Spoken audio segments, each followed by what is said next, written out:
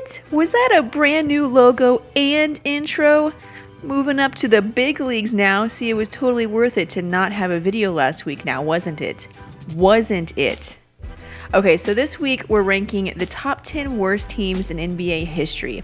Now, we usually look at the best of the best, but now we're looking at the worst of the worst. The teams that not only had the worst records, but just flat out performed the worst. So get ready to hear about some major sucking.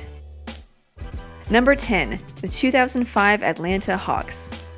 If you're wondering why NBA fans and analysts are so surprised by the Hawks' recent success, it's because they were pretty bad for a while.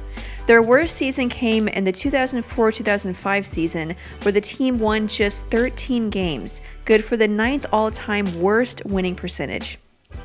The team shot less than 45% from the floor, averaged fewer than 93 points per game, and allowed over 102 points per game. Even with 2 first-round picks that turned out to be Josh Childress and Josh Smith, the Hawks just couldn't do anything right. Number 9, the 1997 Vancouver Grizzlies.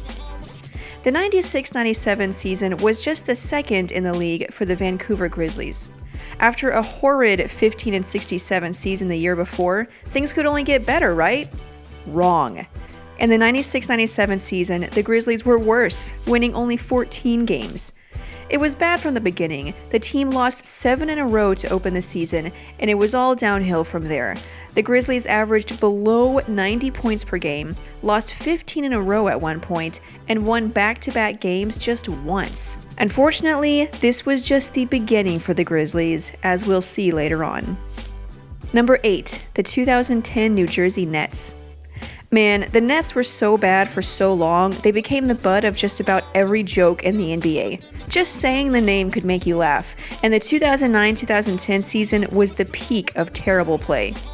That season, the Nets went 12-70, shot below 43% from the floor, and fell dead last in points per game and offensive rating.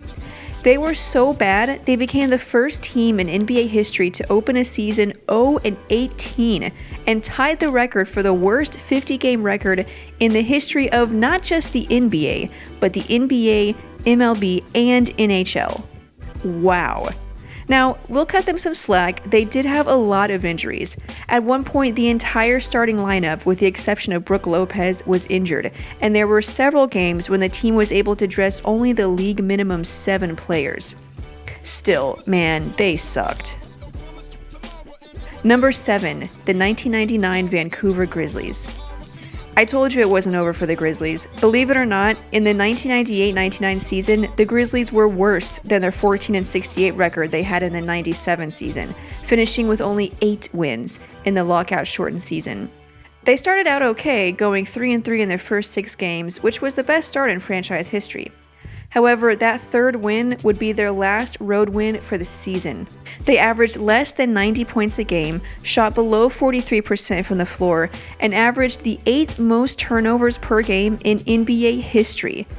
They had the number 2 pick in the draft, but Steve Francis refused to play for them, and he was eventually traded to the Houston Rockets. Number 6, the 1948 Providence Steamrollers. Here's some NBA history for you. Before the NBA, there was the BAA and the NBL. In 1949, these 2 leagues merged to form the NBA. The Providence Steamrollers were part of the BAA. For the most part, BAA history is considered NBA history, so we're going to count the good old Steamrollers in this list. I'm sure they won't mind. You've probably heard of the other teams on this list, but you may not know that the 1947-1948 Steamrollers holds the NBA record for the fewest wins in a season with 6. The team averaged less than 70 points per game, the fewest in NBA history, and have the 3rd worst winning percentage of all time and the worst field goal percentage of all time. To get a view of how bad their offense was, think about this. The team averaged only 7.2 assists per game. Now, things were different back then. The Baltimore Bullets, who won the championship that year, went 28-20 and averaged about 74 points per game. However, 6 wins is still bad, no matter the context. Number 5, the 1993 Dallas Mavericks.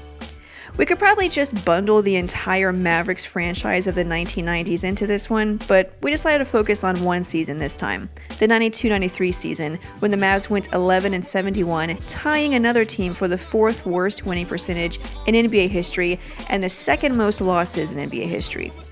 They shot 43% from the floor and averaged almost as many turnovers as they did assists.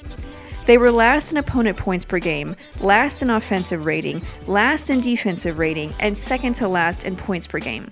Basically, it was all bad, just really, really bad. And this wasn't a one-year slump for the Mavs. They slowly tortured their fans for much of the decade, as we'll continue to see. Number 4, the 1994 Dallas Mavericks. See what I mean? Bad. Surprisingly, the Mavs actually won 2 more games in the 93-94 season, but they had a longer losing streak, scored fewer points, and shot a lower percentage overall and from the three-point line. How they got those 2 extra wins, we don't know. The Mavs went 13-69 and tied the infamous 73 Sixers for the longest losing streak in NBA history at 20 games. They were last in points per game, last in offensive rating, and almost last in attendance, understandably. After nearly a decade of having a losing record, the Mavericks drafted Dirk Nowitzki and went on to win 50 or more games for 11 straight seasons and an NBA championship. Number 3, the 1998 Denver Nuggets. The 98 Nuggets. 11 wins, 71 losses, 23 losses in a row, and less than 90 points per game. That's taking sucking to a whole other level. Remember how bad the 93 and 94 Mavs were? Well, the 98 Nuggets had an even lower shooting percentage at below 42% and averaged fewer points. What's worse than that is that the 98 Nuggets played in the same division as a Mavericks and Grizzlies team that went 20-62 and 19-63, and a Rockets team that had a .500 record. Even after playing those 3 bad teams, the Nuggets could still only squeak out 11 wins. Number 2, the 1973 Philadelphia 76ers. Here they are, the ones you've probably been waiting for.